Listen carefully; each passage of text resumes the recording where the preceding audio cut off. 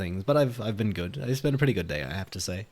Um, Although one little annoying thing is, I woke up this morning and had a blocked ear, and I'm pretty sure I have walking how much. It's just like, um, I could have walked more. I let the bus take me further than like closer to my work. But I think what was it like 12K steps? It's not a ton, but just a bit. So I could I could start getting off the bus a little later if I wanted to extend that. Although I didn't get over to the gym today, so that's a little annoying. But I will swap that out for singing lessons for a day. As you guys can hear, I still have a little bit of a cough. It's a little bit annoying. But thank you, Thoete, for the first time chat. Thoete Goblin is a very, very great artist. I really enjoy his work. I have for a long time, although it's a little bit lewd at times. But he does stream as well. So those of you looking for a wacky art streamer, I would definitely recommend. I've chatted to him before. He's a fun guy. But other than that, he's exposing me. Yes, yes, I am. You expose yourself happily, though. Not in the bad way, but like you'll post things and everyone will go, "Ayo," and you're just like, yeah, which I respect. You own your wackiness.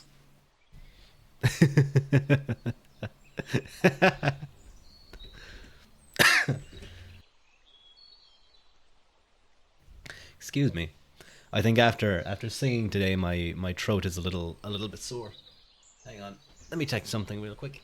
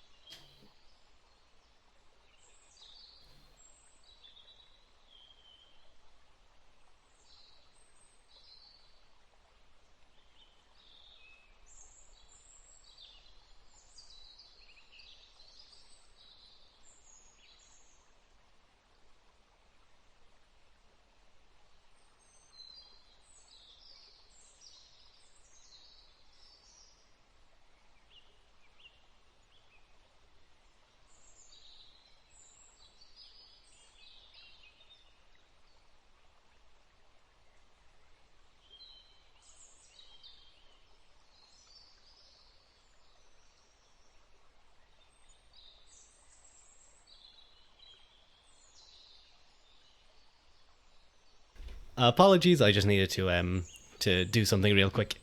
I probably should have had a little. I need to add in a little text that just like I can go like be back real quick. But welcome in, G Clef Cannon. Thank you for the first time chat. I am now talking. The thing is that I can mute myself, but I can't mute it on via the whatever my little thing that makes me bounce around. So even when it's muted, you guys can like see me bouncing around, and it's kind of annoying because like if I'm coughing or anything, you can like see the pattern of my cough by how I bounce up and down. But thank you as well for the follow. You weren't following me. How dare you, G Clef? No, no, no worries, no worries. You probably like I don't know. Just there's so many VTubers and so many people to follow that like it's very easy to not notice. I did it before with a few people that I'd be watching their streams and I'd be like, oh, wait a minute, what? I could have sworn I was following them, or like on Twitter or something. And welcome in as well, Sterling G Brickman, relatable. It's pretty common, I think, to accidentally do something like that, and then you have to do it and expose yourself. It's like when you know someone and you know them for a while, but you can never remember their name, so you never, you know, you have to expose yourself because you want to show support by following, and it kind of like what just happened there. It shows the fact that you followed, but like you can't ask someone their name after meeting them like 5 or 6 times, and then they probably don't know your name either, unless they regularly call you by it, and then it's like fuck, you're struggling then. But you just keep going. You're just like, hey, oh hey, how are you? Yeah, oh no, I'm good, man.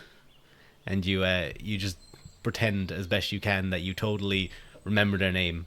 It happens to me often enough because I'm terrible with names. I will forget your name unless I'm regularly interacting with you.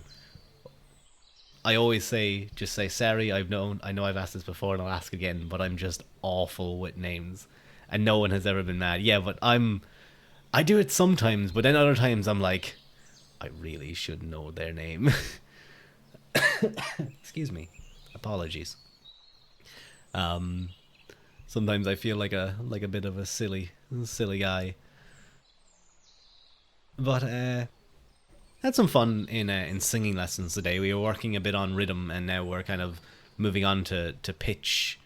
It was just like getting a song down without any sort of backing track. So kind of like what you do in karaoke, but like really nailing it as best you could. Oh, hello, cats. Welcome in, cats. Well, she's not back because she was never here in my chat, but she's here now. So next time she comes back, I can go, Cats so back, and everyone will laugh, and then I can go, it looks like Cats has returned, and everyone will laugh as well. But you don't need to remember people's names on Twitch. Yeah, yeah. Often they have like, they either have a particular nickname that you can go, or it's kind of easier to remember, or it's right there. It's right there on the chat, so you don't even have to pretend like you know them. Oh, I love some of your emotes actually, cats. Probably this emote is probably my favorite, one of my favorite emotes. I don't know why. It's just I use it for a lot of things. Whether I'm happy, whether I'm sad, whether like it's kind of an unfortunate thing. Yeah, it's a cute emote. But so we're working on a bit of rhythm, and then we're kind of doing a bit of pitch practice now. This week, I'll just be working on that. I'll get a keyboard up on my like computer, and I'll just like make a sound. I'll make it do a key or a note, and I'll try and match it. Probably won't go too well. Um, but what I was finding was that like I was trying to focus so much on, or what my teacher was telling me was that when there's obviously a backing singer, I don't seem to have much problem with pitch. I stay on key for the most part. But without it, and I haven't, and I think that's mainly my fault in that I haven't done enough singing to like karaoke versions of songs and stuff. Um, that I do kind of struggle with that. I realize now that I have this titled as ASMR because it's going to be reading, but I'm just talking really loudly. But what does it matter? Um, so that's kind of what we're going to be working on is pitch without having the assistance of having another voice. And I think, excuse me, I think it will be a little bit tough. But my teacher was like, we do hours of these. I just heard of fireworks. Why are there fireworks? We do hours of these during college, and you have to be really on point for like college music theory classes and stuff. So I envy her ability, but I realize how much skill went into developing that ability, and if I can even get like somewhat as good as her, I'll be happy. I think it will obviously like I can stay on pitch when I'm singing along with a singer, or if I get told where like yeah you're on pitch, that's all good. But it can be a little tricky when I'm just doing stuff on my own, especially when like it's a song I don't know too well. That's where things get bad. But I do think the one nice thing is that recently I've become a lot more comfortable singing kind of higher. Not like crazy high. I'm not a tenor. I'm a baritone. But I've gotten kind of more comfortable doing that. So like even when I hear a song that's kind of upper in my range, I'm like, you know what? I can at least reach it. I don't know if it will sound good, but I'll rock it. Excuse me. But I think I will get into what's that emote? Into it. Ooh, thinking. But I think we'll get into the reading. So, whether you're here to learn about the philosophy of mind, to relax, to just have something on in the background, I really don't mind. I'm happy to be white noise for you, or to, if you end up finding an interest in philosophy through me, then that would be an amazing thing. But I think I'm going to get into the book reading, and I'm going to try and get at least 20 pages done tonight. But I will have to go in probably like an hour and a half because I have to sleep as well and I have to be up for stuff. I have a philosophy question. Oh no. Oh no, Toete. Do I begin reading so I can avoid it? Go ahead. Excuse me, I'm gonna go grab a water bottle because I think I'm gonna need it.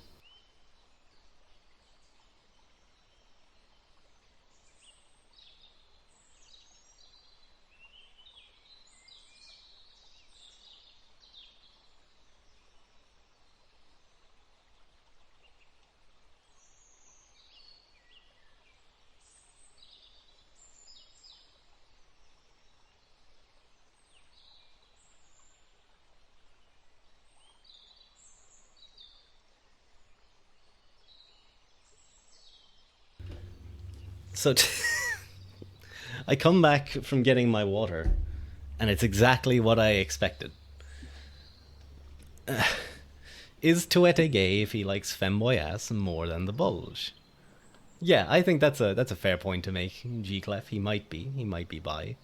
Um, but I think it depends on like what is it that you like about it. Is it that it instantiates the form of the female behind more than say a typical masculine look, or is it the maleness of it that you enjoy? That it's a the boy aspect. It depends on how you approach it. Well, the fact that I said instantiates and forms, well, I should have probably said participates in the form of the female behind, because that's more in line with Plato. Of course, you could take an Aristotelian approach, and how would Aristotle approach this? I guess the way he would approach it is by species. Is a femboy a species of?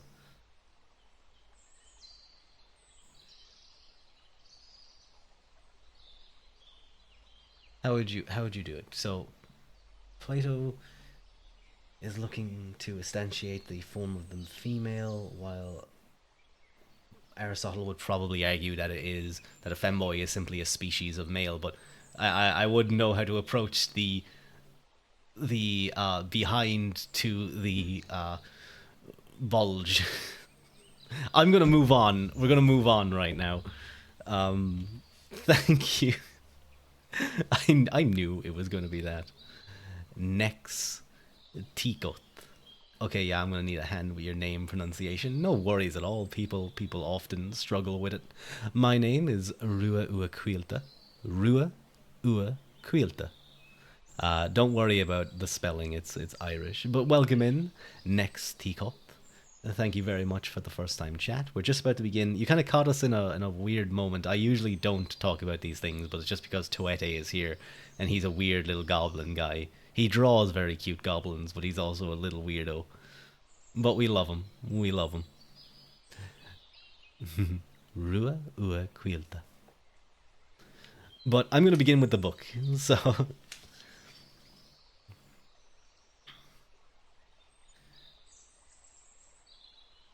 do you know any Irish? Well, Rua is an dumb.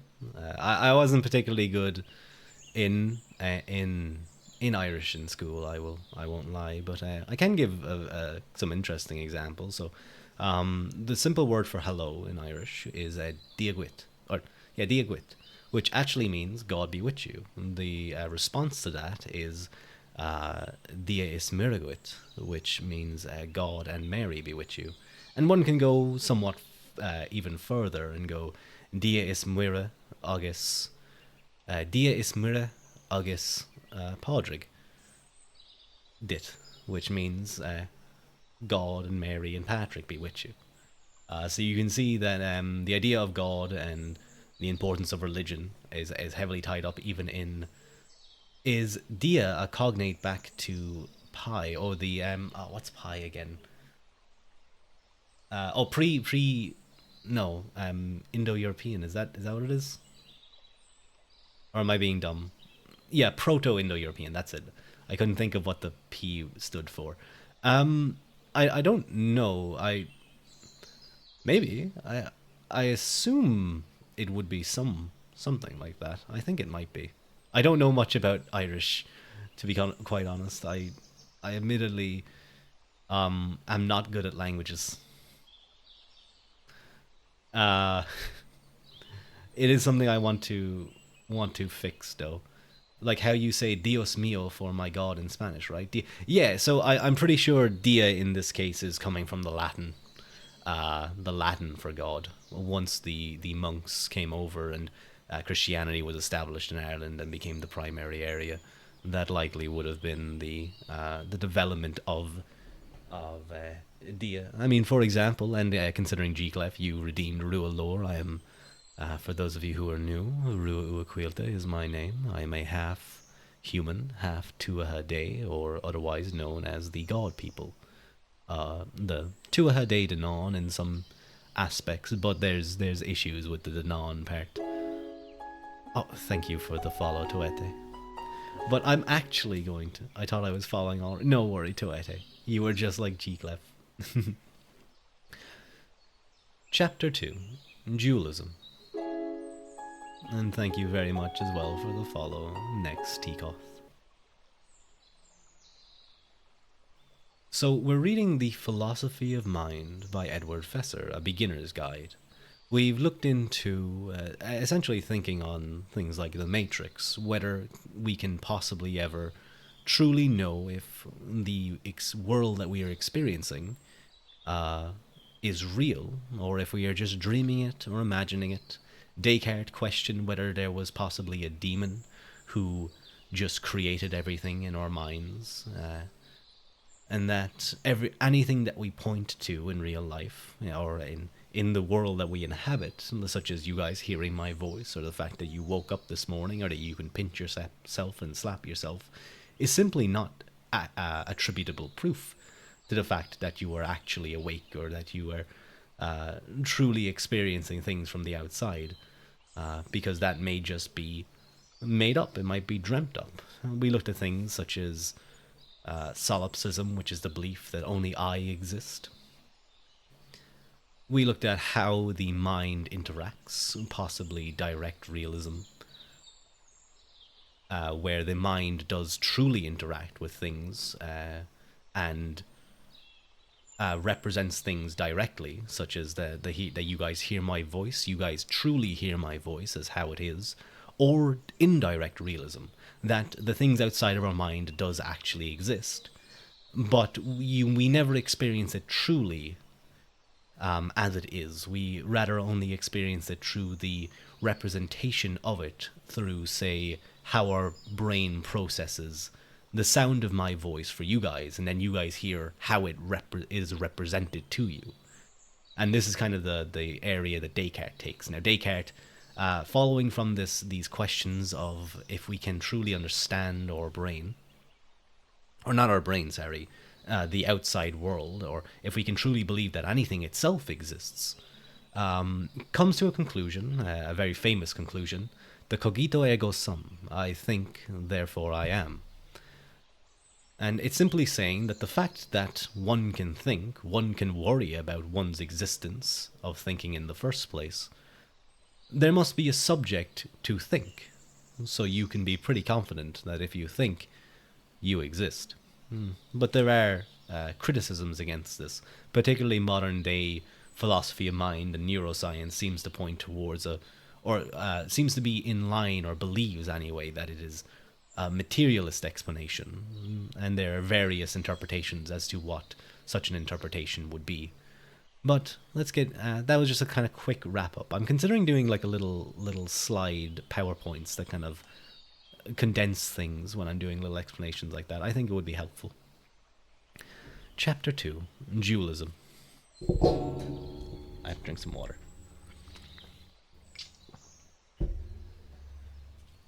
Common sense may regard as unusual and eccentric Descartes' dreaming and evil spirits scenarios, but it's not unfamiliar with the distinction between appearance and reality, or more to the present point, with the distinction between mind and matter. Indeed, if his indirect realist account of perception goes against the grain of everyday thinking, Descartes' dualism, his claim that there is a real distinction between the mind and the body, that they are fundamentally different kinds of things, is quite in line with it.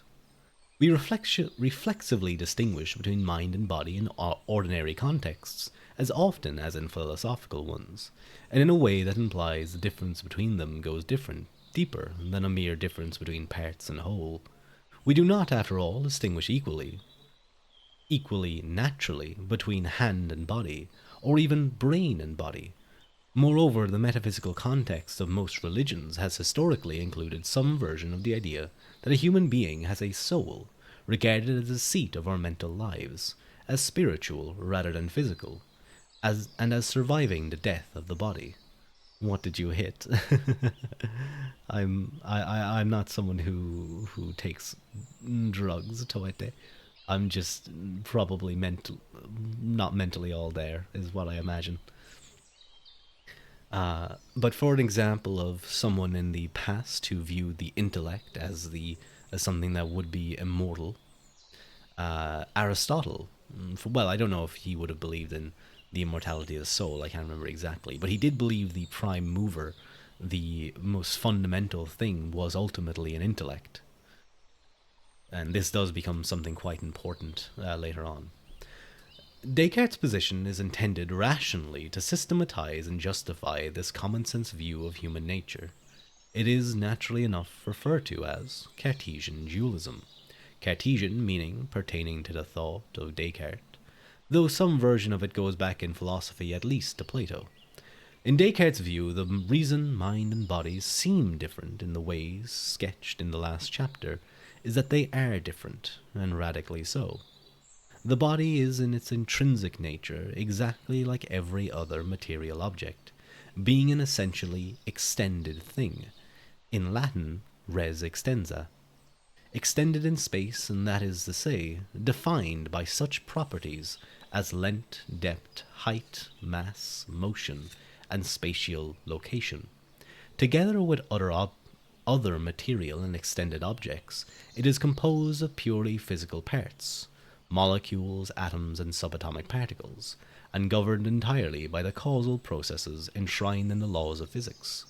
The body and the vast physical universe of which it is a part are best thought of as through the model of a machine, their operations being as mechanically automatic as those of a watch and their elements as brute and unthinking as a watch's gears and mainspring.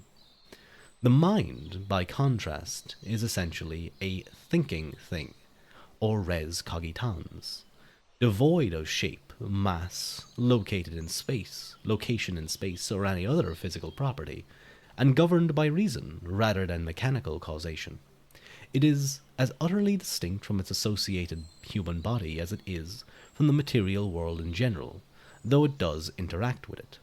And everything that I'm reading is kind of Descartes' point of view. There's considerations and arguments against such perspectives. Some argue that the brain and the mind just are the same thing. Some argue that the mind is sort of epiphenomenal upon the processes that occur in the brain, that they're kind of after effects, immaterial things. So there's all different interpretations, but we'll continue. Though it does interact with it, and changes in the body bringing about changes in the mind, as when the body's organs detect a cheeseburger in the vicinity and produce, in the mind, hunger and an intention to eat, and changes in the mind bringing about changes in the body, as when the mind's intention to eat the burger causes the body to salivate and proceed to eat it. Still, there is a clear sense in which Descartes took mind and body to be distinct substances. A substance being something that exists on its own, as opposed to an attribute or property, like redness, tallness, or heaviness, which cannot exist apart from the substance which has it. His view is often described as substance dualism, and he is widely interpreted as regarding the non physical substance of the mind to be what a person essentially is, the body being a mere excrescence, no more necessary to a human being per se than the clothes he or she wears. So, another term for these attributes or properties are accidents. So we can say of me that I'm colorless, or for example. But the colorless aspect of me, the property of colorness, the accident of colorness, is dependent upon the actual substance of me existing. So it's there's a dependency there, while substances do not depend on accidents for existence. They have a higher existence than accidents. So that's kind of what's going on there. So Descartes takes the mind and body to be distinct substances. So the mind is not just a property of the body, and the body isn't just a property of the mind.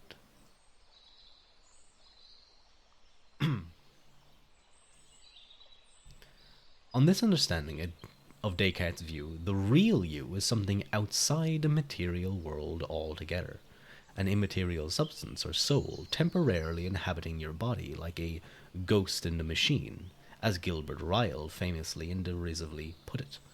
But this interpretation, however common, is at best a caricature. In fact, Descartes took the interaction between mind and body to be so close that the two together constituted a third, unique substance, with its own distinctive properties.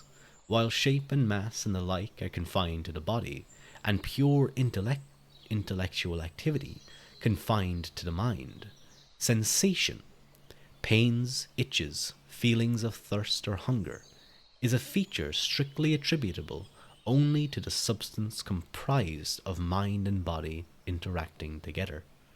Moreover, it is this composite substance, rather than the mind alone, with which a person or human being is to be identified. Nevertheless, however close its connection to the body, the mind is still, in Descartes' view, distinct from it, and that means distinct from the brain, which is no less physical or extended an object than the rest of the human body. But doesn't Descartes thereby contradict common sense after all? Don't we normally use the term mind and brain interchangeably, so that they must be regarded as the same thing? In which case the mind really is just part of the body. And that ends the kind of first topic of this chapter. The second topic, minds and brains, apples and oranges. No doubt people these days often do use these words interchangeably, but this by itself doesn't prove anything. Certainly the two words don't mean the same thing. In Aristotle's day, people knew about the brain, but did not take it to have anything to do with thinking, intelligence, or the mind in general. They actually thought its function was to cool the body. It is only because we now know that the brain has an intimate relationship to the mind that we so easily, and from a philosophical point of view carelessly, shift from talking about the one to the other, to talk about the other. Descartes himself was well aware of this connection. Wouldn't the brain be like fire, and the mind be like the light produced by this fire? So that's it's interesting you should say that. That's kind of similar to epiphenomenalism, where they essentially believe that it depends on then what you mean by light. Is the light of this fire a material thing?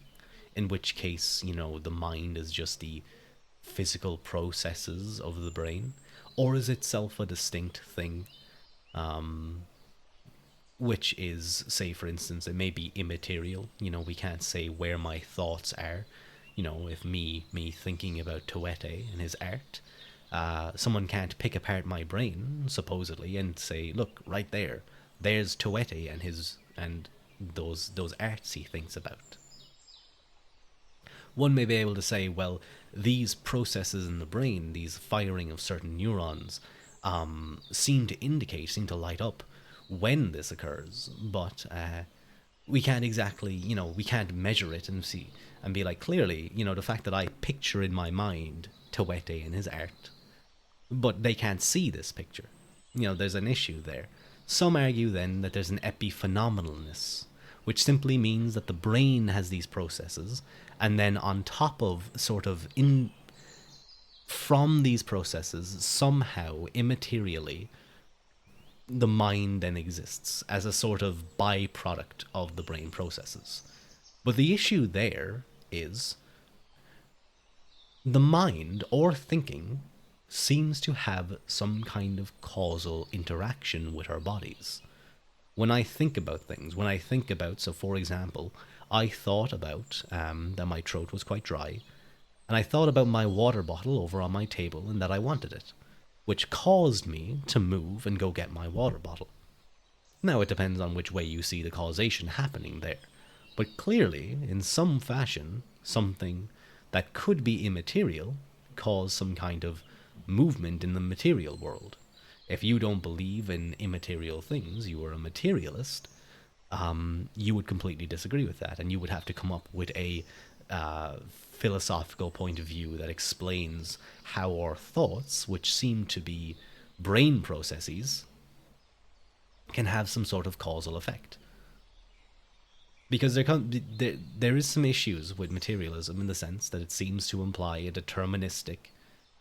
We would have to define the immaterial. Immaterial would simply be anything that is, not material in this case. Obviously, that's way too simple. But are numbers real or material? That's a point that, say, Pythagoras would have made. Plato would have said that numbers are real, that numbers do really exist. And many mathematicians actually are essentially Platonists. I think it's, I can't remember what it's called, but it's like a Platonic realism of mathematics. They essentially do believe that they are discovering real truths. And then there are others who oppose this view, who don't see it as discovering real truth. So, the fact that 1 plus 1 equals 2, or that root 2 is an irrational number, or that the angles of a triangle, the interior angles add up to 180 degrees. These seem like real things, but some would argue that it's just a structure. I think it's structuralism that essentially argues, and I might be wrong on that. Actually, I think am wrong on that. But it's probably some other name. But they would argue that these are just symbol games, a game that we made up, that we just kind of apply to reality, and it just happens to work. Others seem to think that numbers are real, that they are real things, that it is real knowledge. When one says that root 2 is irrational, when one says that the interior angles of a triangle equal 180 degrees, that they are real facts. But there is no perfect triangle. There is no root 2 in the material world. So we can't point to these things, and we can't experience triangularity in a perfect sense. We can't experience the irrationality of 2. Can you point to me 2? Can you point to me the root of something? Can I hold rootness in my hand? If not, but you believe these things to be real, then one would argue that they would have to be in some way immaterial. But those type of considerations are going into what would be metaphysics. That's like, show me the 2. Exactly. Show me the 2. Can I hold the 2 in my hand? And there were some people, I believe, who actually believed these things. So like they were kind of like less developed versions of Platonism. I don't see 2. I see 2 rocks, 2 leaves. Exactly. So that's kind of how some people would say the idea of 2 is just something we came up with to help us describe reality. But others, and many mathematicians there's a common joke that when the philosopher comes, it's not a joke, but it's just an observation, that when the philosopher comes up to the mathematician and he asks him whether he's a nominalist or a realist, or about mathematical numbers and stuff, they'll often just say that they're nominalists, i.e., that they believe that they're just playing with games and they're trying to describe words. But then once the philosopher leaves, they'll go back to doing maths as if what they're doing is real, believing that they're discovering true knowledge. Thank you very much, Laughs a lot, for the hydrate redeem. And there's so many other. I'm like just bypassing a load of terminology here, philosophically. But things like that would be more going into metaphysics. This is specifically philosophy of mind, but clearly metaphysics does play a big role metaphysics is really like it's thinking about being, what has existence, what is change, or becoming as it's known. But there's a lot of other things to read into, just from even from these like 3 pages that I've read. Hello, Sunny Calico. Welcome in, welcome in. And welcome in last law as well. I don't think I said welcome in, but I did thank you for the redeem. It's nice to see you again, Sunny. Thank you for joining. We're just in the middle of reading. I'm actually just about to go back to it because I want to try and get at least 10 pages done before the end of the stream, and I'm worried I won't. I have a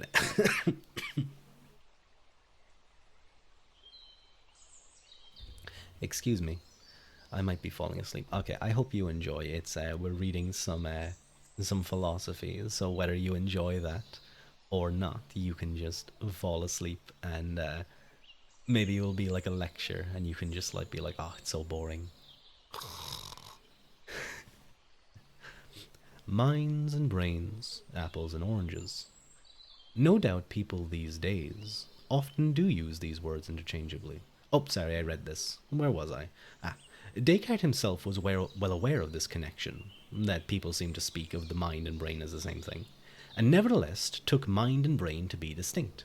The brain was, in his view, the conduit through which the mind interacted with the body, but nevertheless as distinct from the mind as the wire that connects your television set to the cable company's local relay station is distinct from the television itself. But why then take them to be distinct? Why not conclude from the close connection existing between them that the mind and brain are the same? Why do we believe that apples are different from oranges? The answer, of course, is they just are. They just are obviously different. Oranges are orange, spherical, and have a distinct flavor very different from that of apples, which are typically red, yellow, or green, and appleish in shape. Apples are appleish in shape. Excellent. Anyone who has observed them know they're different. No fancy argument is needed to prove it, although there are some arguments one can use. But the same holds true of the mind and the body, or the mind and the brain for that matter, in Descartes' view. The difference between them is clear and distinct, as obvious as the difference between apples and oranges, and as little in need of complicated philosophical demonstration. As we know from modern physics, a material thing is ultimately nothing more than a collection of elementary particles.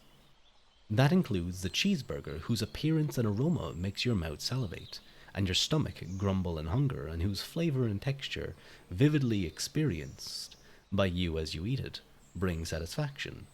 The particles comprising the cheeseburger have themselves none of these features. They have no color, odor, taste, or texture. Moreover, they have none of the solidity of the cheeseburger that you feel as you hold it in your hands. There is no more room between the particles that is occupied by the particles themselves, so that the cheeseburger is mostly just empty space. It just happens that the particles comprising the cheeseburger are so arranged that they affect your sensory organs in such a way that you experience it as a solid, textured, colorful, aromatic, and flavorful object.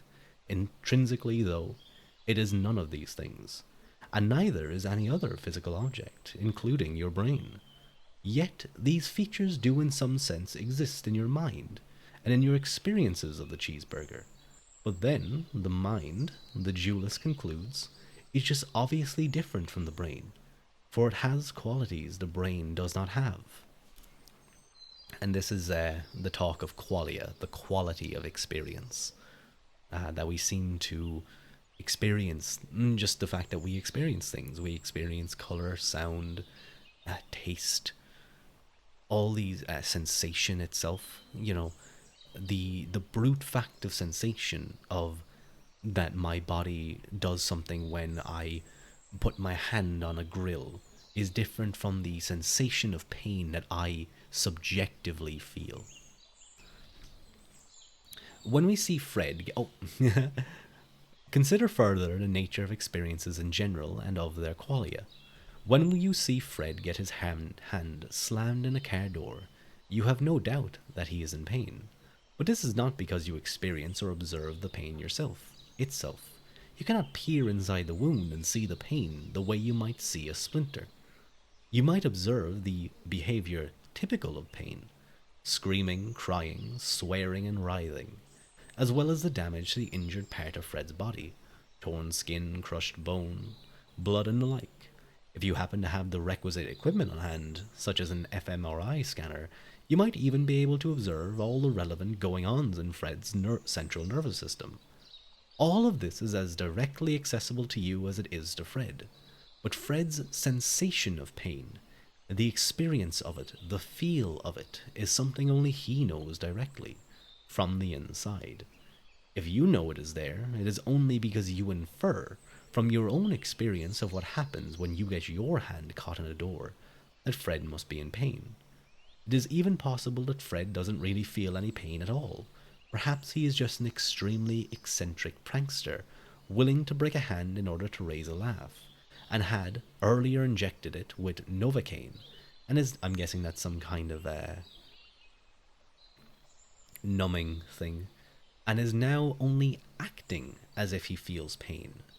This is unlikely, but the fact that it is at least possible underlines the point that the pain itself, as distinct from its causes and effects, and the bodily damage associated with it, is not directly knowable to anyone but the person experiencing it.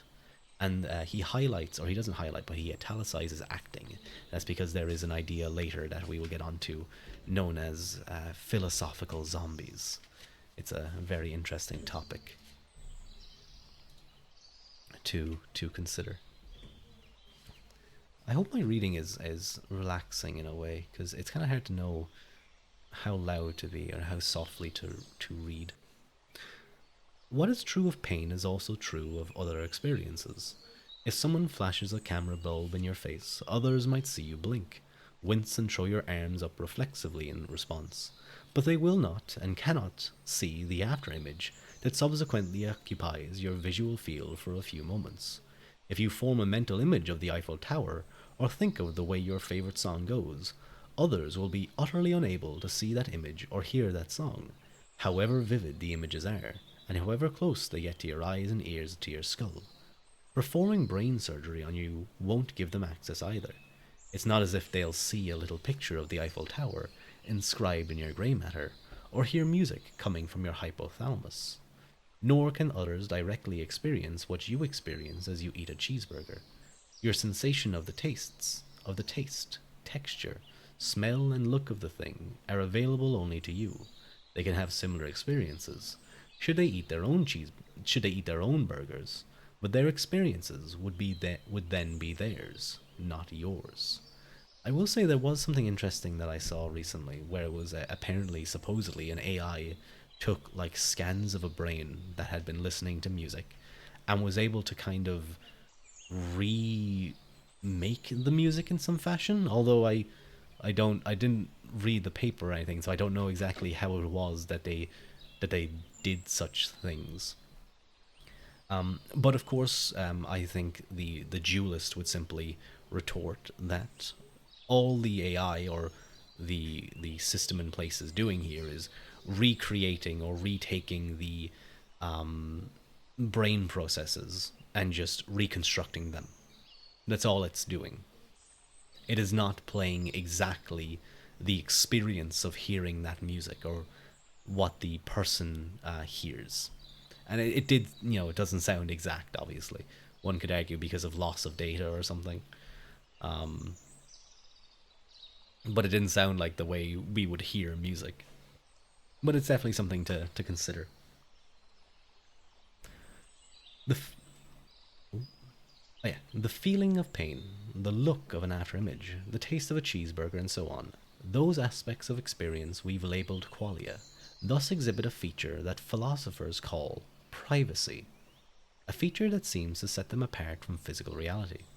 Physical objects and properties are public, in a sense that they can, in principle, be directly accessed via perception by any observer, so the physical world essentially. This is as true of the brain and body as of any other physical phenomenon. Just as anyone is capable of peering inside and examining the workings of your car as you are, so too is anyone capable of opening up your body or brain, please don't do that while I'm alive, and examining their workings. But your qualia are directly accessible only to you via your introspection of your mind's contents. You have privileged access to them that no one else has or can have. Everything else in the world is objective, knowable from the outside or from the third person point of view. Qualia, indeed mental states and processes in general, are subjective, knowable from the inside, from the first person point of view. But then it seems that these mental states and processes must be different from anything occurring in the brain, body, or any other physical thing. Finally, physical objects and processes are not only public rather than private, and intrinsically devoid of colour, odour, taste, and the like, but they are also intrinsically without meaning or intentionality. The same even the words you are now reading, or I suppose the words you are all now hearing, are in themselves just meaningless squiggles of ink on paper. What meaning or intentionality? What meaning they have is meaning we give them, by interpreting them as having meaning. The same goes for the noise made by a tape recorder or the electronic impulses generating images on a computer screen. Intrinsically, there is nothing there but sound waves and electronic current, as devoid of significance as the sound waves generated by a fan or the electrical current passing through the fan's motor.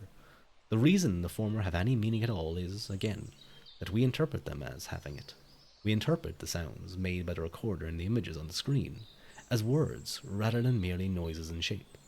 So it seems that physical objects and processes have meaning only when they derive it from minds, which have it intrinsically. This is true of brain processes, as of any other physical process. In themselves, the electromechanical signals passing between neurons surely have no more meaning or intentionality than the electrical current passing through the wires and motor of an electrical fan. So again, the mind seems just obviously different from the brain. Hello, Haru. Welcome in, welcome in. Drown check. I just finished another topic of that chapter. I definitely need another drink, I think.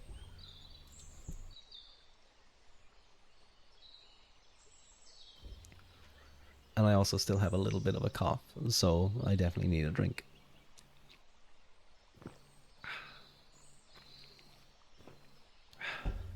Thank you very much, Haru. I hope you've all been finding this interesting, even if it may be drink tea. I had some tea earlier before stream. It does definitely help soothe my mouth. I think as well, I was doing singing classes earlier. Hot and iced tea.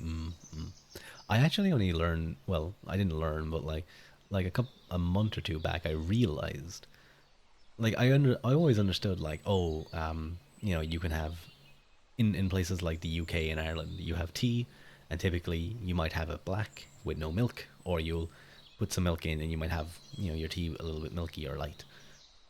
But it never occurred to me that the tea we mainly drink in the UK and Ireland is specifically called black tea.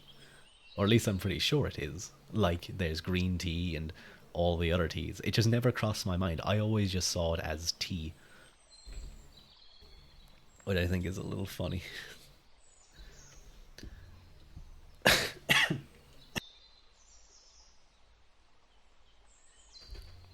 Ah, it's definitely going away, but it's still a little annoying. Chai chai. Chai tea. I was assuming that was what you were trying to say. Chai chai. It sounds like something you'd say like bye bye. Chai chai. Ciao ciao.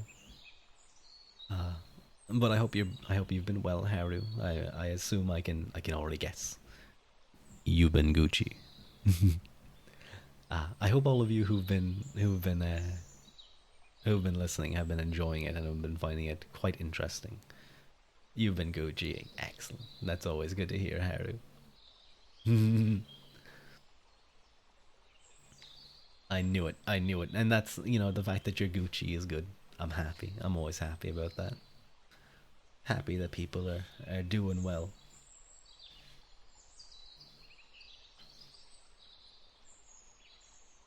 What did I want to get up to? Okay. Maybe I won't get 20 pages. Well, maybe. Probably not. Because I've been streaming for almost an hour now, and I've only gotten how many pages? We've only gotten like 6 pages. Maybe I can speed up a little bit. Thank you for the stretch redeem, Haru. Ooh, I can feel it. Ooh, I can definitely feel it in my lats. Crack your shrimp back. No, I'm pretty good with it. I'm sitting back in my chair and I have my shoulders back and my book propped up. Uh, my elbows are on the armrests, but I definitely feel it in my lats. I was doing back yesterday, pull ups and rows. I focus a lot on. I definitely have my shoulders come forward at times a little bit, but I often focused on doing things like rear pulls or face pulls, sorry, which really help. Just general exercise as well. It A lot of things you have to focus on keeping your shoulders back. So just like being in a good position. I'm not saying I'm in a perfect position. I'm definitely not. Uh, but I do often kind of try and pay attention to making sure I don't look like a little shrimp. I I know a lot of people might be shrimps in the sense that they're chum buds of Gura, but I try and keep my back a little bit healthy. Unlike Sasa, it seems, who whenever he gets a stretch redeem, he like moves and it just sounds like he's cracking every single bone in his body. Like he's never stretched in his life. I was actually only I saw one of my artist friends, a good friend of mine, a glow stick. Yeah, he sounds like a glow stick. He really does. I'm pretty sure that's what he uses. He probably uses a glow stick or something there, or maybe he cracks his knuckles like to make that sound. Because there's no way he actually is that crackable.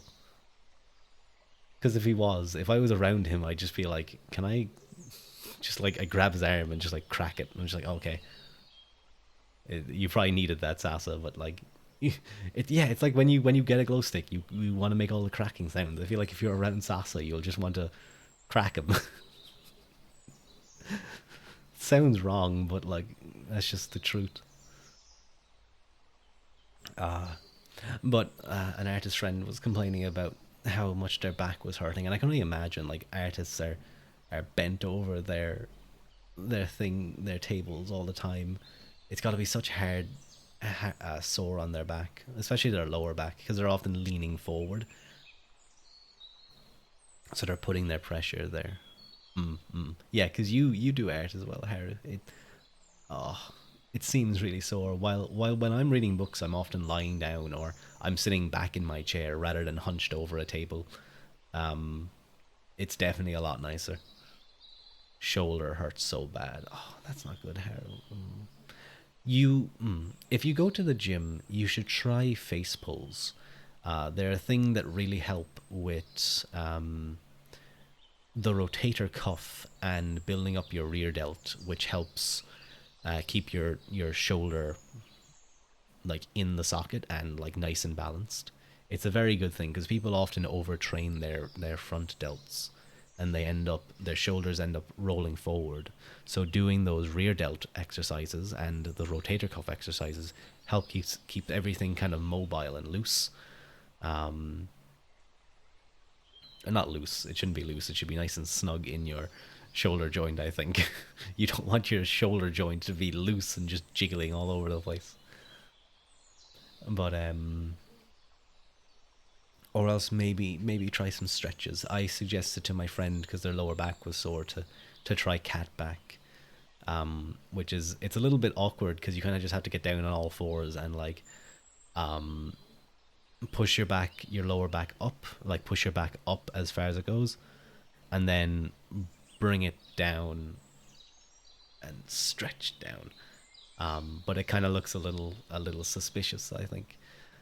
But as long as you, you know, I do it in the gym as well. I don't really care. I've done hip thrusts in the gym before with weight, and like, you know, it's more of a girl exercise. But goddamn, is it good? Meow, meow. Ayo. No, it's a genuinely great exercise. Girl exercise. Yeah, I mean, typically you see girls doing it, but it's a genuinely fantastic exercise. I rarely see. I think I've only ever seen one other guy, other than me, do actual hip thrusts with a barbell. But I think recently we got a hip thrust machine, and I see guys doing them a little bit more now. You must be very happy, so there, Toete. And then the guys around you do it all the time. But yeah, they're really good. They're really good workout. No, because they take up the space for you doing it.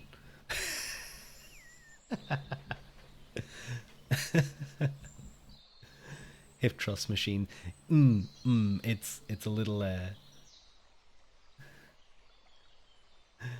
it's definitely an awkward sounding name, but it's pretty much exactly what it sounds like. I mean, you sit with your legs and your feet flat in the ground, your back up against a bench of some kind, and then you just lower your hips and drive your hips up and kind of try and hold, and then you'll have the weight of the bar on your waist.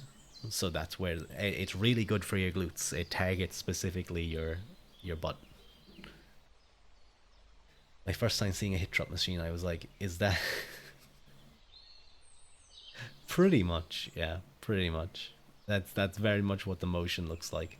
But look, when you start hip thrusting a lot of weight, you start feeling very powerful. And honestly, sometimes like if I remember when I first started doing it, and I was putting up really nice weight, um, some people would like stare at me sometimes, and sometimes I'd stare back at them until they looked away. I basically just asserted my dominance over them while hip thrusting. That's exercise too, if you think about it. Yeah, so true, so true. It's all about like mating.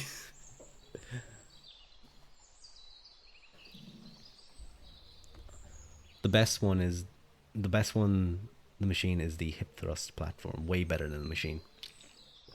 We don't have one of those, but I find that the machine we have is it's surprisingly good. Like you don't I can't put as much weight on it. I feel like it just maybe whatever way the body is or something, it targets it more or something. The glutes, whatever way it's positioned. Because sometimes some machines can be better than the other, just for random reasons, angles and things. But I'll look up a hip thrust platform. Yeah, that's the one thing I do. I think that's almost what it is. Unless it might not even be that it's harder to put way more. I find that as well. Although I don't use the platform, sorry, I just use a barbell and I just set it up. But I imagine a platform is like probably takes the weight up a little so that you can get under, rather than needing to get like the awkwardness of trying to get under a barbell and then get it up and get in position.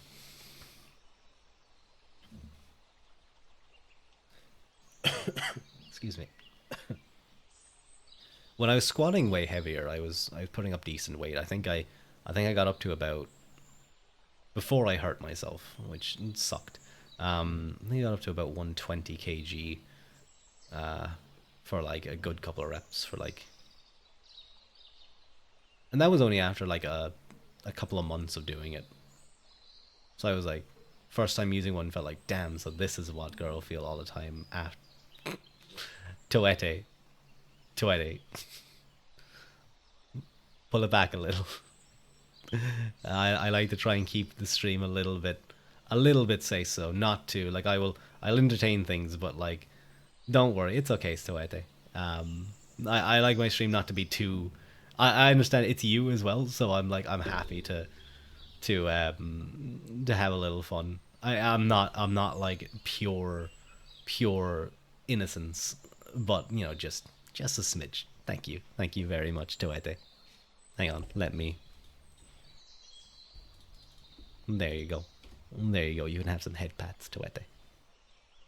Harry was like, "What the hell's going on?"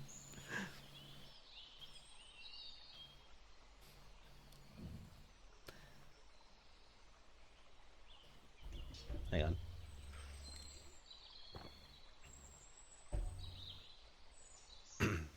Aw, cute, cute little comfy emotes.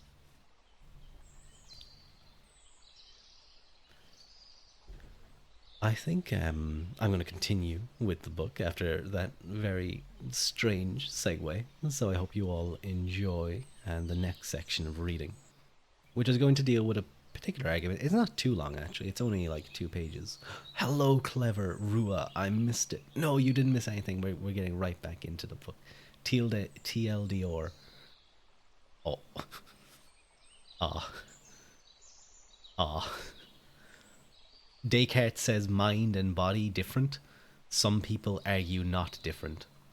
I was at a birthday dinner. Ooh, I hope you had a lovely birthday dinner. I hope it was nice and tasty. Whether it's your birthday, if it is, happy birthday.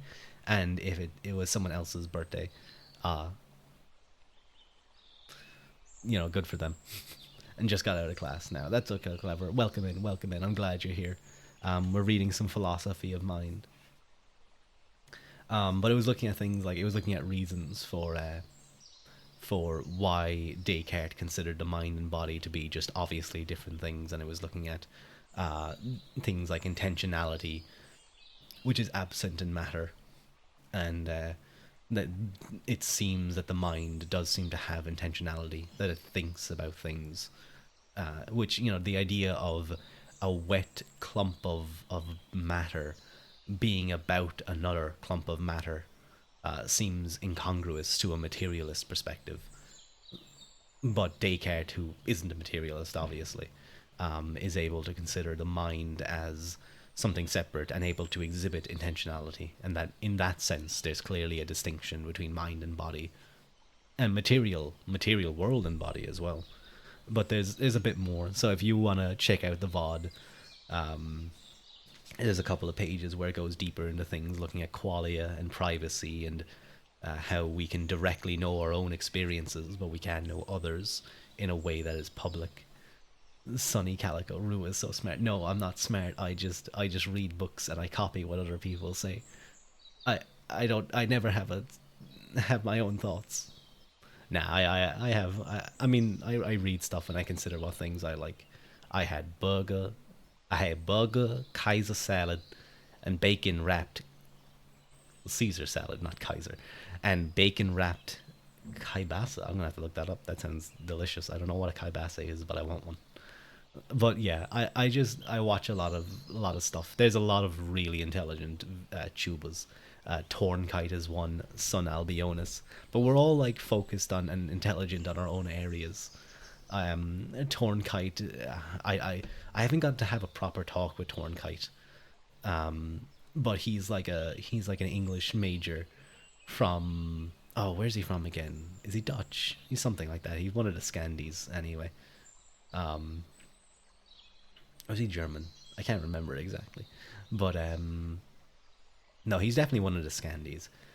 Uh, he's really smart with poetry and stuff. I'd say that's pretty much his strong suit. Then Son Albionis is the Roman Empire and like just general history there, as well as a bit of philosophy. He has so many. He posted some of his books in his thing, and it's mad. And then you have, who else? You have Parsecs, who's he said I don't think so.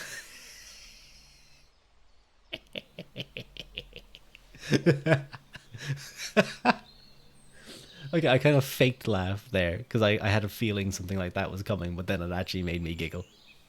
It actually got me a little.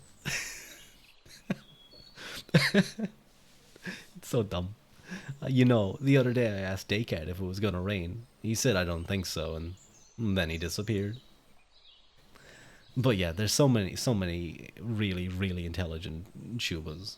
I'm just someone who has a passing interest in things. But let's get back to the book. I think, uh, but I gave a very quick rundown there. Clever. I hope you managed to pull out some topics from my rambling. The indivisibility argument, a further difference between mind and matter, which Descartes took to have considerable significance, concerns the notion of divisibility into parts. A physical object is divisible into halves, quarters, and so on, ultimately into its constituent molecules, atoms, and subatomic particles, and the smaller objects that remain after each division are themselves physical, as with the other features of physical objects we've noted. This is no less true of the human body and brain. But a mind is, supposedly, simple, not composed of parts and thus not divisible into further smaller units. By this, Descartes doesn't mean that we can't distinguish various aspects of the mind, its distinct capacities for reason, sensation, emotion, and so forth, but rather that these aspects are, unlike the aspects of the physical object, aspects of a kind of thing that cannot be divided into further things of the same kind. You can divide a material thing into parts, which are still themselves material, but you cannot divide a mind into parts, which are themselves still minds. Lagging a lot, so I'm going to put it on audio only. No worries, no worries, Clever. Enjoy, like, the audiobook experience. In that case, Descartes argues the mind cannot be identified with any material thing, including the body or brain. Furthermore, it seems to follow that the immaterial substance of the mind is, unlike the body, immortal. Physical things can perish precisely because they are composite. Composite here meaning that they are divisible into parts. Or that they are, sorry, not that they're divisible into parts, but rather they are composed of separate parts, which does then imply divisibility, and thus can be broken down into their constituent parts. The mind, being simple, has no parts to be broken down into. And of course, that's a claim that the mind is simple. Let's see if there's an argument for that. Descartes' conviction that the mind is a simple substance no doubt stems in part from the cogito argument described in Chapter 1, the cogito ergo sum. In knowing for certain that I think, what I know to exist is precisely a single thinking thing. After all, I think, not we think. I do not know for certain, at least not initially, that there is any other thinking thing in the world. I can certainly coherently imagine that there isn't, that I alone exist, as in solipsism. But this thinking, I, just is my mind, in imagining it alone existing. I can imagine that a single mind exists, not a composite of smaller minds. Surely then I am imagining something simple. Consider further that when I wonder whether my body exists, I can do so in stages. I can imagine first that my torso and hand are real, and head are real, but my limbs are a mere hallucination, and then imagine that my torso too is a hallucinatory, and so forth. I can inquire into the existence of my body part by part, but the same isn't true of my mind. The I that thinks about its own existence. I either exist or I don't. It's all or nothing, not a matter of degree. Thus, the thing whose existence I'm concerned with seems clearly to be a simple, non-composite entity. It is nevertheless sometimes suggested that modern psychological and neurological research have demonstrated that Descartes was wrong about the mind's simplicity. So perhaps you're right, Toete, that there's something very fishy there. But maybe you can see where the logic was for Descartes in cogito ergo sum. I think, therefore I am. There are famous cases of multiple personality disorder (MPD), wherein a single mind seems to have fragmented into several personalities. Wouldn't this involve a mind being divided into smaller minds? There's also the odd behavior of split brain patients, in whom the corpus callosum, the thick bundle of neurons connecting the two halves of the brain, has been severed. Such patients are claimed by some researchers to behave as if they were two people living in the same body, each controlling one half of it. For instance, one of the patient's hands will attempt slowly to stack blocks while the other moves in, as if impatiently to stack them more quickly, only to be pushed aside by the first hand. Again, it would appear that what was once a single mind has divided in two. But appearances, as we've seen, can be deceiving. In MPD, we have a phenomenon that was traditionally categorized as demonic possession. Accordingly, people exhibiting the behavior now associated with MPD described it, not as a fragmentation of a single mind into multiple ones, but as the entrance from without of a distinct and alien mind. If anything like this sort of description is correct, then cases would not count. These cases would not count as evidence against Descartes' view at all, but they would rather not involve the division of a mind into smaller units, but rather the control of a single body of two distinct and otherwise unrelated mind. Of course, few philosophers these days, would take seriously the suggestion that demonic possession is the best explanation of cases of so-called MPD. Though this is largely because of the materialist worldview most of them presuppose, which is itself precisely what is in question in arguments for dualism. I should note that Edward Fesser himself is a Thomist, so he does have a very significant immaterial perspective, or not immaterial, but particularly Christian. So he will at times make kind of references like that. So I don't think I can't remember if I read before. I don't remember reading anything about demonic possession, but he does, for example, think that angels exist. But he has the Thomist doctrine will have a very specific meaning as to what an angel actually is and how it works within the metaphysics of their worldview, as many other religions have it. It depends on whether you just kind of flagrantly throw your hands up at such things, or there are aspects of metaphysics that I kind of like. I'm just like, that I don't even know if I accept the initial claims. I don't know if I can go that deep yet. I'll have to understand the basics before I get into like understanding the explicit areas of what things are immaterial. Uh-oh. Oh no, I'm sorry. Welcome in third PT. I probably should have turned that down a little. I forgot that what happens when I get a raid is a big horn goes off, and that's probably not very good for ASMR. But welcome in, everyone. Welcome in, Tree. Welcome in, Third PT. Thank you so much for the raid, and welcome in, Heidemann. Thank you all for the first-time chats. My name is Rua Uaquilta. I am a half-human, half-Tuahade. We're doing a little bit of reading. It was immersive. Yeah, it sounds like, they're right outside our doorstep. How are you guys, though? How are the raiders, and how was the streamer? What were you guys up to? We're just doing a little bit of reading right now. No worries. It was my fault for forgetting to turn down the alert sound a little bit. I hope no one got woken up. I think for the most part, my type of ASMR though is more just chilling out and relaxing. If anyone was sleeping, then uh-oh. But yes, anyone who intends to raid me must signal their entrance from afar with a war horn. It's very important. Clever. What were you guys up to though, Third? Did you have a good stream? Your voice is so soft that when the trumpet sound, I ended in the sea. Oh no.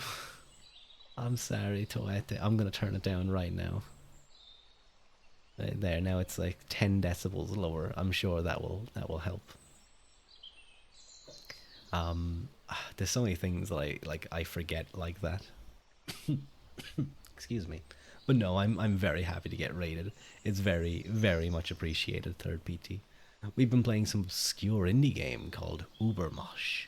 Mostly just chilling to the soundtrack. I love random indie games like that that just have like amazing soundtracks.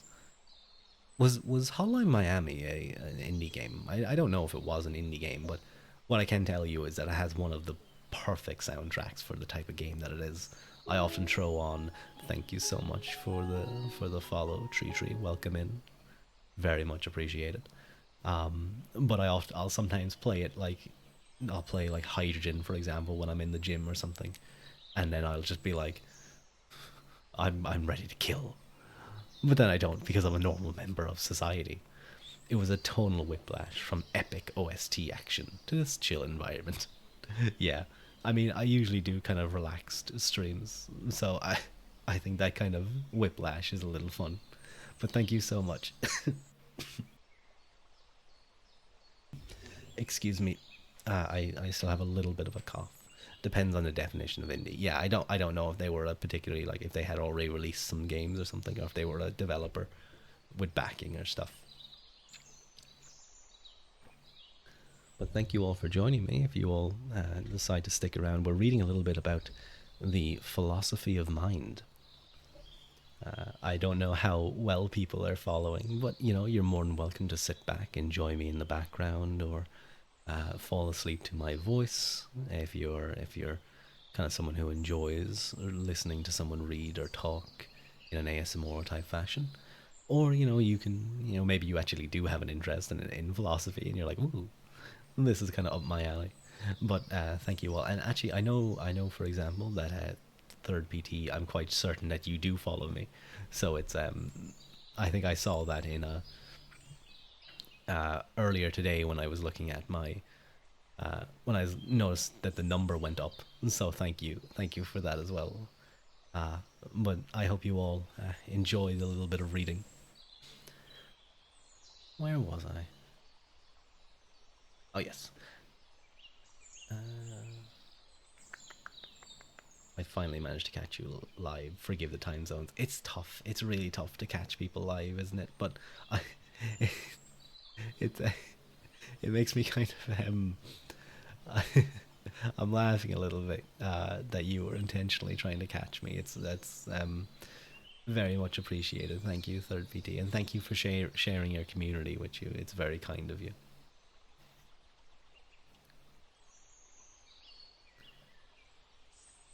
Of course, few philosophers these days would take seriously the suggestion that demonic possession is the best explanation of cases for so-called MPD. In any case, the possibility does at least show that MPD cases by themselves do not entail that the mind is divisible. Such cases need interpretation, and interpretations can reflect philosophical biases as much as philosophical conclusions.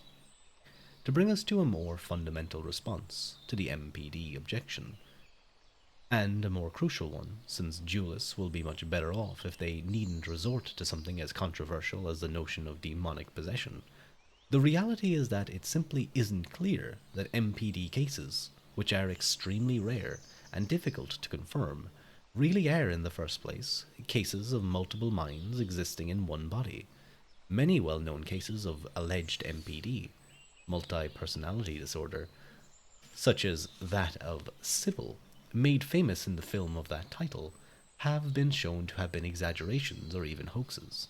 Sybil herself has admitted that her disorder was more or less of her own invention, and that she was coaxed into believing that she had MPD by therapists eager to prove that MPD was real, and that under their encouragement and in an emotionally fragile state, she had manufactured and acted out various personalities to confirm their diagnosis.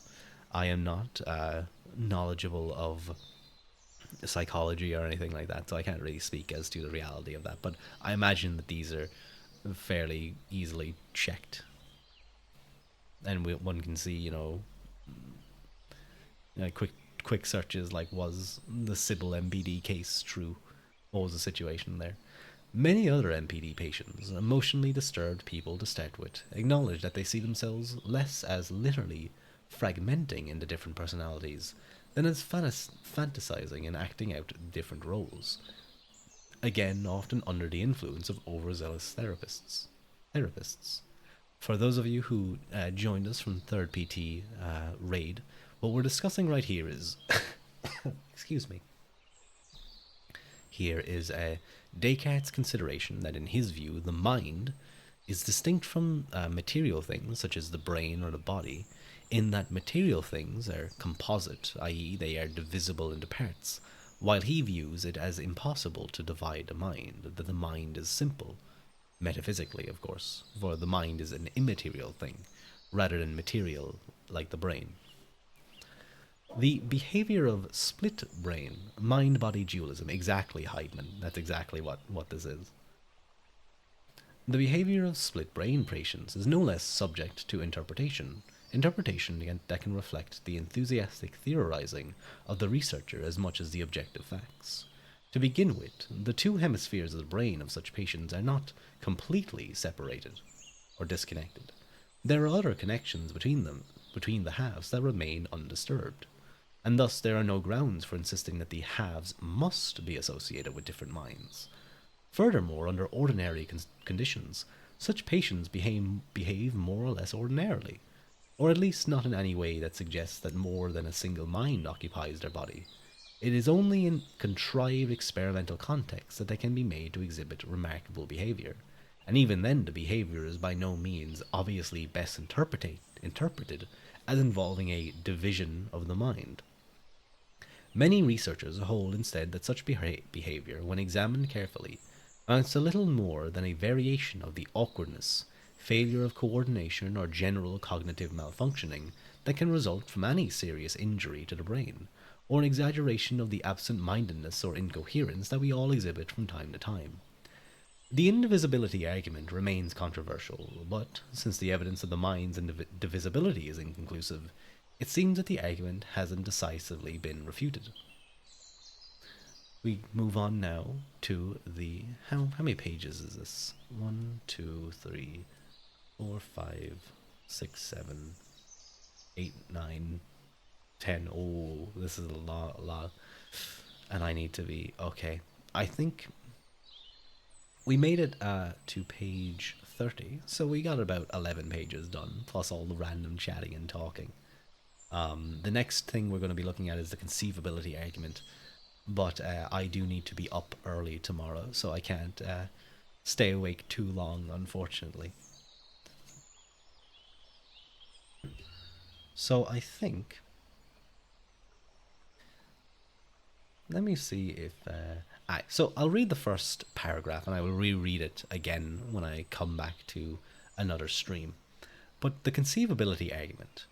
We will return to the issue of the mind simplicity and the plausibility of Descartes' indivisibility argument when we consider the unity of conscious experience in Chapter 5.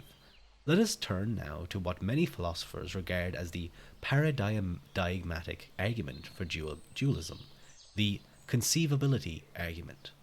Dualism says that the mind is a different thing from the body or brain and can, in principle, exist apart from them. The opponent of dualism says otherwise, holding that the mind just is the brain, or at least that it necessarily depends on it for its existence. An alternative way of formulating the opponent's view, to which we will return in Chapter 3. But to make such a claim commits the opponent of dualism to certain implications which the conceivability argument tries to show are false, and so the claim that the mind and brain are identical must also be false. Properly to understand the argument, we need to first understand the distinction. Okay, I thought that it was going to explain the argument and then go into a description of it, but I think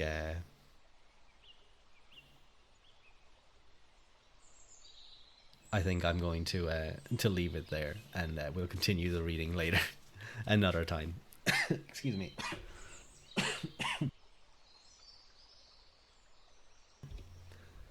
Because it'll be too long, and I don't think it would be very good to just end in the middle of a topic like that. You don't necessarily have to be a materialist to think the mind is an extension of the brain. No, not at all, Toete. Hello, Momomo. Hey, Ru. Not at all, Toete. Typically, though, if you do view the brain and the mind as being the same thing, or that if you believe, so for example, you can believe that the mind is just in some way something that occurs within the physical universe, then it is just, that is within the materialist conception. But you can have views that, so like I was explaining earlier, that epiphenomenalism, that seems to consider that somehow material processes and stuff create something that is immaterial.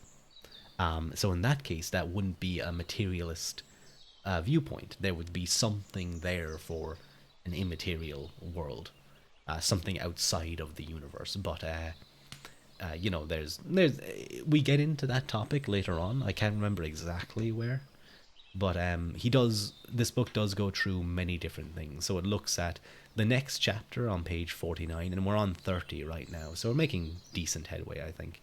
Does specifically discuss materialism and the various theories from there. A mind without a body is conceivable, but without evidence. Yes. So what we're talking about here, Heidman, and this is pretty much exactly what he was going to explain later on in the book, is the different kinds, that like a distinction that philosophers make between possibility and impossibility. Um,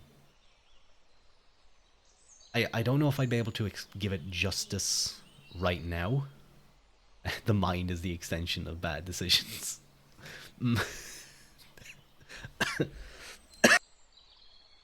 Excuse me.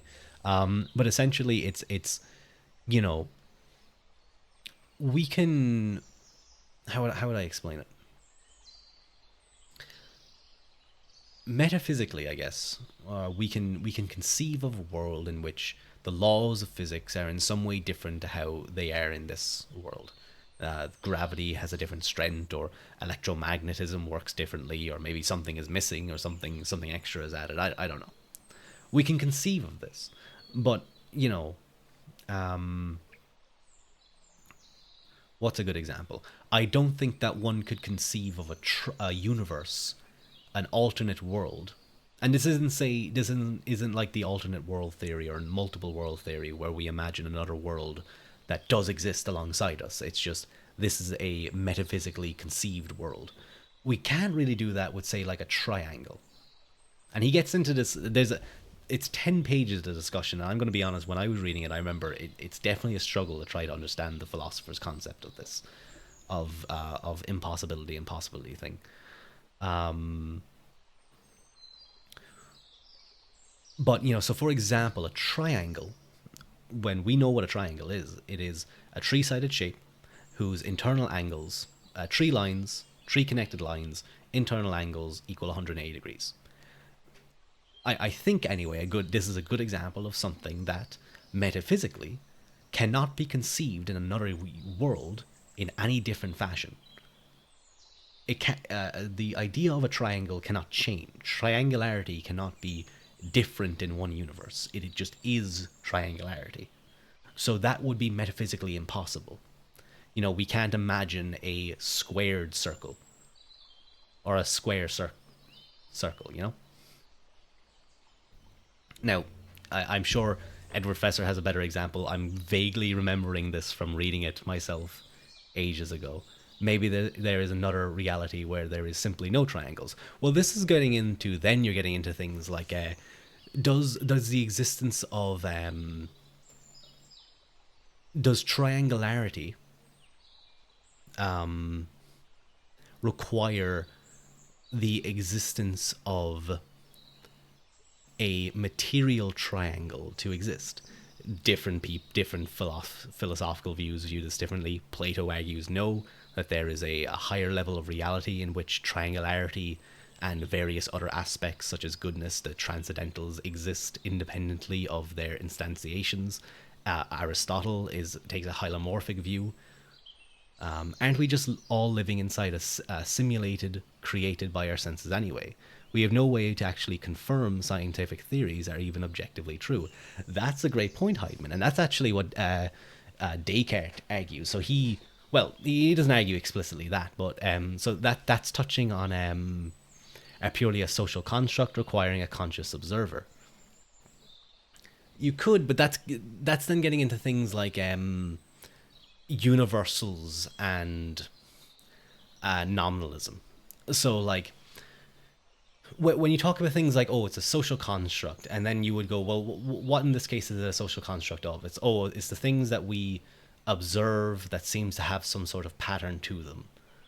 But if you refer to some kind of pattern or similarity between things, you're kind of already referring to a kind of universal relation between them. Sorry, I'm trying to bounce between different topics here. But what you said there, Heidman, about that we are living in a simulation created by our senses. This is actually something that Descartes kind of considers. So he thinks that we can't really know for certain. I think anyway. That the outside world exists, or maybe he does have arguments later. But thinking about purely about the mind, he has his cogito ergo sum. I think, therefore I am. Then he asks the question: Is no, no, no, it's totally fine. It's totally fine. Then he asks the question: Is the world outside of reality real? And there's various things that he talks about. A matrix tile situation, solipsism, that you are the only thing that exists, that you are thinking and creating everything.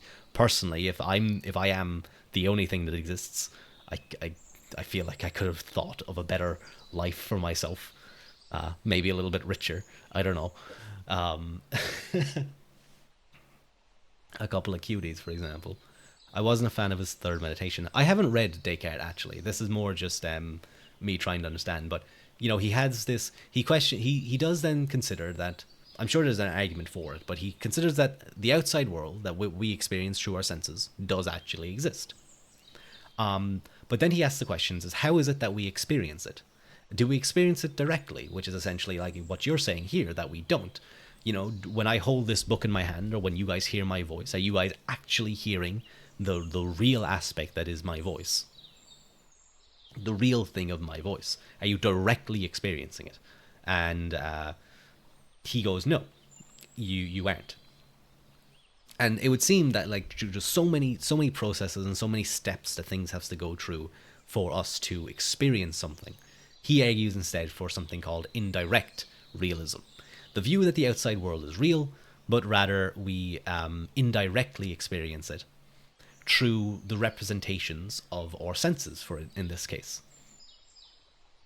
that we feel things, we taste things, we see things, but our experience of those things are only through once it gets to our brain, and there's some sort of connection between our mind and brain somehow, and that's a big issue for the dualists, the connection issue essentially, or the what's it called? It's a specific interaction. That's it, interaction. I'll have to take a read actually of his third meditation maybe. There was something here a little bit more about it.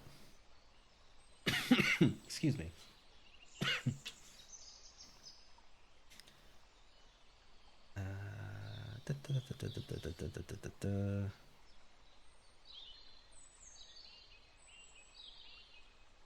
Yeah, but like what you were saying there about how like the fact that then we come to an issue of um, we can't even know if things are real, like if what we experience are real, and that leads us to a distinct sort of skepticism of the world. That's a direct criticism of indirect realism. Although then you can level that criticism against many other theories of mind. Really, I think it's in the first chapter it talks about this. Uh, if all we are ever directly aware of are our own perceptual representations, it seems that we can never have any grounds for believing that there is a real world of physical objects beyond those representations. The indirect realist view, as says its critics, so cuts us off from external reality that it seems we can never again get back in touch with it. It opens the door to a skepticism that it cannot shut. His first two are fantastic, really cuts to the limit of knowledge. I will have to take a read of that. I'm mainly reading Aquinas, Aristotle, Plato, kind of those areas. And then obviously using this beginner's book as a look into the philosophy of mind. And then kind of medieval philosophy with the development of nominalism, the nominalist revolution within the church, which led kind of to some, well, at least in a book that I read that suggested was a massive revolution, and does, I kind of seem to agree with it, to be quite honest. What time is it though? It's quite late, isn't it? It's gone past 12. I should probably get to bed. I'd like to thank you all for joining me. Thank you again, third PT, for the raid, and thank you all for joining me. Third, there you are, third PT. I hope I hope you managed to have some nice food and relax after your stream. I'm sure it was a fun time, but you know, I personally feel like after a stream I can be quite tired. So I hope you rest well, and thank you Toete for being here, and Heidman and Haru and Momomo and Clever and so many other people who joined today. It was very kind. I hope you all enjoyed listening to me read, and thank you Sterling as well, Sterling G Brickman. Um, I hope whether you listen to me for the philosophy or for relaxation, whichever it was, while you're here, I need to ask. I'm so glad I added that redeem. It seems it's so useful, isn't it? Well, third PT, my name is pronounced Rua Uaquilta. Rua Uaquilta. So there you go. You can kind of cut out the DH. I sometimes say that the H is still there, so it's kind of like Rua, Rua, ah, ah. Uh, and then Ua is just kind of Ua. And then don't worry about why the C makes a Q sound. It just does. Just go with it. Quilta. Rua Ua Quilta. I pronounce it. Most people do. I've only met like one person who managed to get it right on a stream. Uh, so don't worry at all. Let us see who is live, because I think I wasn't really doing strict ASMR. And I'm going to say right now, I'm going to raid into someone. So if you're listening to me for ASMR, maybe prepare not to be listening to ASMR is what I'll say.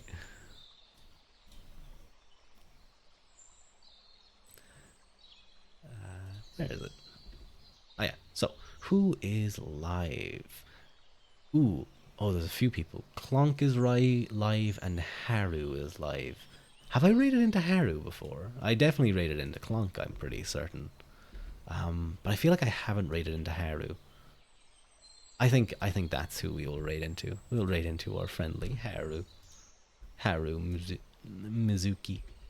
The very cute wolf. Let me pull them up so I can make sure that they're not about to end. Yeah, okay. We'll raid into Haru. I love how he says Awumfis. I love whenever he says Awumfis. It's cute. Awumfis. Um, but thank you all again for joining me. I hope you all had a nice time, relaxed, or learned a little, or it piqued your interest. The cutest heck hound, absolutely. But I will see you guys when I do. I do not make schedules because I doubt I could keep to them. My life is often hectic a little bit. But thank you. Okay, the raid is now started. I'll be able to send you guys off in a little bit. Slán Gafoil, Go Rev Míle Mágath. Bye bye.